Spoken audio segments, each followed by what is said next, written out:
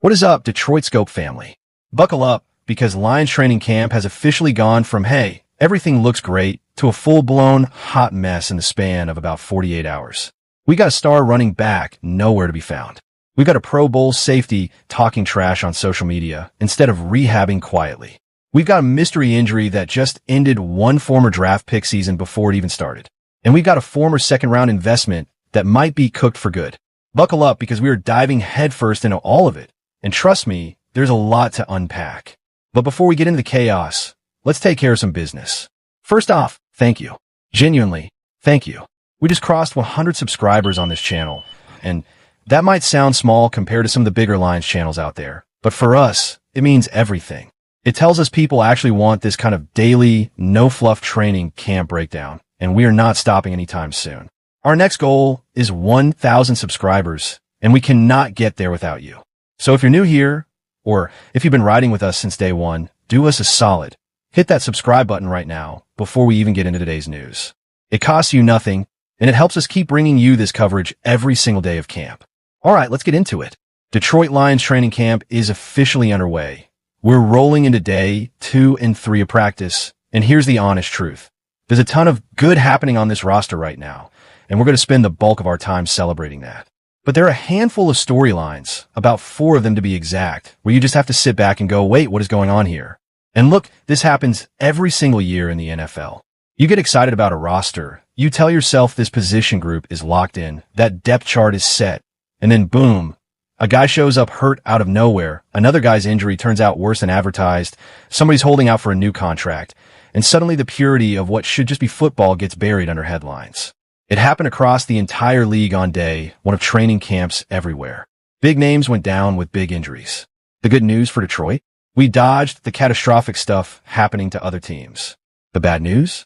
We've already got our own mess brewing. Let's start with the biggest storyline hanging over Allen Park right now, because it is impossible to ignore. Jahmyr Gibbs was a no-show for the first day of training camp. Now, before anyone panics, let's be clear about what this is and what it isn't. This is not Gibbs refusing to be a Detroit Lion. This is not some ugly trade demand situation. Gibbs is under contract for this season, and he's under contract for next season too, thanks to Detroit already picking up his 5th-year option. What's actually happening here is a young superstar positioning himself for a massive extension that would carry him through 2028, 2029, 2030, maybe even into 2031. This is a running back trying to reset the market, and he's not doing it alone. Over in Atlanta, Bijan Robinson, who was drafted just 4 spots ahead of Gibbs in that same 2023 class, pulled the exact same move on the exact same day. Coincidence? Absolutely not. These guys talk. They know their value, and they know that once one domino falls, the other one usually follows with a bigger paycheck attached. And honestly, the move makes sense when you look around the league right now. Day 1 of training camps around the NFL was an absolute injury bloodbath. A Panthers pass rusher went down with a torn ACL. A Bengals rookie got carted off the field. Reports of hamstring tweaks were flying everywhere. And here's the detail that should terrify every Lions fan into fully supporting Gibbs sitting out. Reports suggest a running back from that same 2023 draft class suffered a serious injury in practice right before he was set to sign a new deal. That is exactly the nightmare scenario every star player is trying to avoid by holding in or holding out before a new contract gets done. Nobody wants to be the guy who gets hurt for free the week before securing generational money. So no, our concern here is not whether Gibbs eventually signs and stays in Detroit. He will. That part isn't in question. The real concern is twofold. First, how long does this actually drag out? Every single day, Gibbs isn't running routes, isn't building chemistry with a brand new offensive coordinator, isn't conditioning his body for an NFL season, is a day of lost preparation that cannot simply be made up once the games start counting. And let's be honest with ourselves here. The idea that Gibbs is just some plug-and-play superhuman who doesn't need training camp reps is wishful thinking dressed up as confidence. Every player, no matter how gifted, needs this 6-week ramp-up window to get their body ready for an NFL season. You don't build that conditioning during the regular season. You build it right now in July and August, and every week that gets skipped increases the risk of exactly the kind of soft tissue injury. The hamstrings, the groins, the obliques that tend to strike players who sit out camp and then get thrown right back into game speed. We've seen it happen over and over across the league. It is not a coincidence. It is a pattern. Head coach Dan Campbell addressed the situation directly, And while he tried to sound unbothered, you could tell there was some tension underneath the calm exterior. Campbell basically said everyone knows how the organization feels about Gibbs, that his job right now is coaching the players who are actually on the field, and that eventually the contract situation will get worked out. He even pointed to a silver lining. With Gibbs out, guys like Isaiah Pacheco are getting valuable extra reps within the new system, and backup options like Sione Vaki, Jacob Sailors, and Kai Robichaux are all getting a bigger runway to prove themselves. And look, we love Sione Vaki around here. There's a real belief that he's got the traits to become a genuinely high-quality backup running back in this league. Not a burst machine, but a guy you'd feel comfortable trusting for multiple starts if the situation called for it. But even with that belief in Vaki fully intact, let's not kid ourselves. This is the NFL, not college. Pacheco is not Gibbs. Vaki is not Gibbs. Nobody in that running back room replicates the explosive, game-breaking burst that makes Detroit's entire offense function at its highest level. Whether the absence is contract-related or eventually injury-related, losing Jahmyr Gibbs for any real stretch of time is a genuine problem for this offense. And we're watching this situation extremely closely. Now, let's shift over to storyline number 2, and this one is honestly a little more frustrating because it involves a player who should probably just stay off social media for a while. Kerby Joseph. Joseph gave a fairly direct update on his recovery timeline recently, essentially saying that everything discussed back in the spring still holds true. He's running on the ground now, starting to work in some change of direction movements, but this rehab process still has another 2 to 3 weeks of real grinding ahead of it before he's anywhere close to full speed. Bottom line, if Kerby Joseph is back for week 1 of the regular season, that's a bonus, not an expectation. And that is not great news for a Lions defense that was counting on him. Now look, realistically, did any of us actually believe Kerby Joseph was going to play all 17 games without missing time? Probably not. So maybe there's a silver lining buried in here somewhere. Maybe instead of starting him week 1 and losing him around week 9, the smarter path is easing him in around mid-season and actually having him available and fresh when the games matter most, deep into the season and into the playoffs. That's a reasonable, optimistic way to spin it. But here's the frustrating part. If that's genuinely the plan from the jump, it kind of feels like the Lions are already fighting an uphill battle with their own safety room before the season has even started. And then there's the part of this story that has nothing to do with rehab timelines and everything to do with, frankly, Kerby Joseph just needing to put the phone down.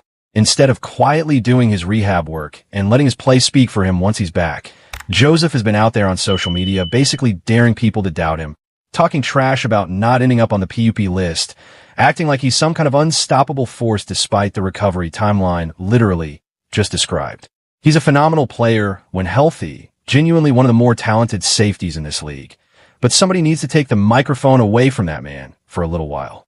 On the brighter side of the safety room, there's some genuinely encouraging news buzzing around Brian Branch, with real optimism that he could be back practicing before the end of training camp. That does not guarantee he's playing in week 1, but it absolutely speeds up an expected recovery timeline that once looked like it could stretch 5 or 6 additional weeks. That's the kind of positive surprise this Lions team needs more of right now. Let's keep the injury train rolling, because storyline number 3 involved a name that's a little quieter, but arguably just as important up front: Christian Mahogany. Details on exactly what's going on with Mahogany are murky right now, but Dan Campbell has indicated he expects him back soon, saying he just needs a couple of days before he's ready to go. Read between the lines here, and there's a version of this story where Mahogany simply didn't show up to camp in ideal playing shape and hasn't fully passed his physical yet. This wouldn't be the first time either. As a rookie, Mahogany dealt with a slow start to camp, though that time it was reportedly tied to mono, not conditioning. What makes this instance stand out is the silence around it.